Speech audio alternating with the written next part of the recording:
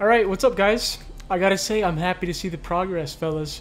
We started last week with 3 subs and now we're at 6. We doubled the sub count. And I just gotta say, thank you.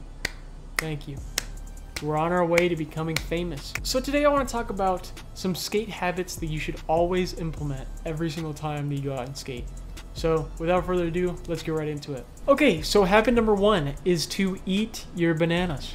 Now, if you don't know by now, bananas are an excellent, and I mean excellent, source of potassium. And this is a mineral found in foods that, if you don't have enough of, could cause leg cramps. So speaking of this therapy, let's go on to habit number 2, and that is even more therapy, which is a massage gun, an ice bath, or some sort of rice method, something that revolves around proper rest and maintenance of your body. Okay, even if you're not skating a huge gap, a lot of people think, oh, well, I didn't skate a 12 stair and, nearly shatter my ankle, so I don't have to massage anything. No, you should try to make it a habit to massage your muscles, put on some ice where you need to, just make sure that your body is healthy and ready to go, even if you're not planning on skating hard. This is just a good way to keep your energy up, keep your body up, and to always be ready to skate. What happens if, let's say, tomorrow your legs are a little tired, maybe because of something you ate, or maybe because you skated too hard, or maybe you didn't eat enough, and you kind of want to skate. Well, now what do? You're before the session, you're trying to stuff in as much food as you can. You're trying to,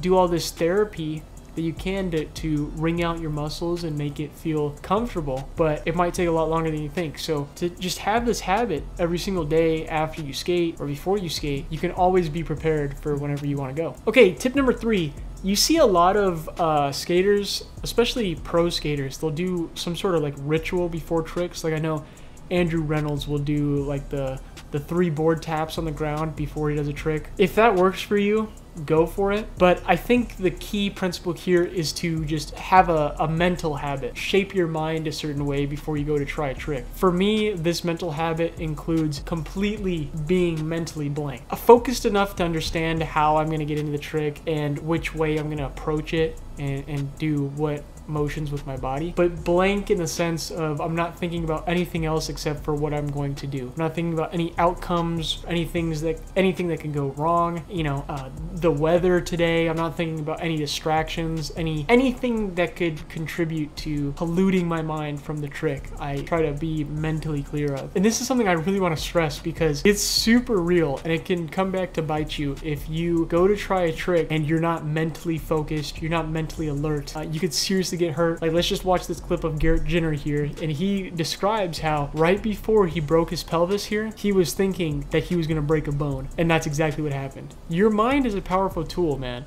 If you want the sciencey explanation of how this works, it's called the reticular activating system. It's a part of your brain that basically filters how you think. And so a good analogy for this would be a golfer. The goal in every golfer's mind would be to get like a hole-in-one, right? Ideally, that would be the way to go. But a golfer that's negatively using his reticular activating system will think to himself, I don't want this ball to fall in the sand trap, and he'll just repeat that over and over again. Don't go in the sand trap, don't go in the sand trap, don't go in the sand trap. But guess what happens?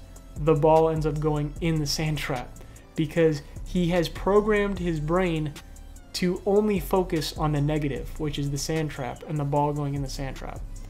But if you filter all the positive outcomes or just positive things in life, whatever, you're going to see and you're going to pick up on a lot more positivity. And this could be applied to anything in life. This is like more of a philosophical discussion, but this applies for skating as well. That's why you see a lot of skaters talk about visualization. And for a while I thought like that's BS. And even now I don't really visualize what the trick's gonna look like. But I do make sure that I'm not focusing on any negative outcomes. And this is something I actively utilize every single time without fail, that I'm thinking about something negative that will happen right before I roll up. Especially like if I'm skating a stair set and I think right before I pop I'm gonna get hurt, I don't do the trick. Because if I think that, it's going to happen. But if I think to myself, okay, I'm gonna try this, we're gonna see where it goes, then I usually start to see a lot of progress. Okay, so my fourth habit for you is to stray away from the camera until you're absolutely ready. And so I count this as a habit because for me and a lot of other skaters that I know, it kind of was a habit to pull out your phone and start recording tricks like right when you start to feel like you're gonna land it, or you're just starting to get comfortable with it. And it was kind of like second nature. Every time I go to the skate park, I feel like I would feel like I had to film something. And that really kind of took away a lot of progress, a lot of fun from skating, because it was so centered around filming a trick. And more often than not, I spent way too much time on tricks because, like I said, I would film them right before I even landed them for the first time because I wanted that first land to be on camera or whatever. And so a good habit for you to implement is just to, you know, put your phone away when you're at the skate park. Have a good warm-up or a good amount of time before you go to check your phone or you go to film anything. You know, make sure that you're really ready. And this is just something to increase the amount of fun that you have at the park, and also just to be even more comfortable before you go and try a trick. Okay, and tip number 5, I'm hoping, I always do, without fail, I always get these numbers wrong. And this is a really simple one, but it's to incorporate some sort of routine in your skating. Now, this is not to say that you have to make skateboarding a chore or a job, but if you have some sort of routine, and this is something I talked about in a previous video as well, if you have some sort of routine, like a warm-up routine, or just like a go-to trick to do whenever you're going to a new obstacle, it'll help you out a lot to build confidence and be ready for whatever you're about to take on. So those are 5, I think, habits that you should probably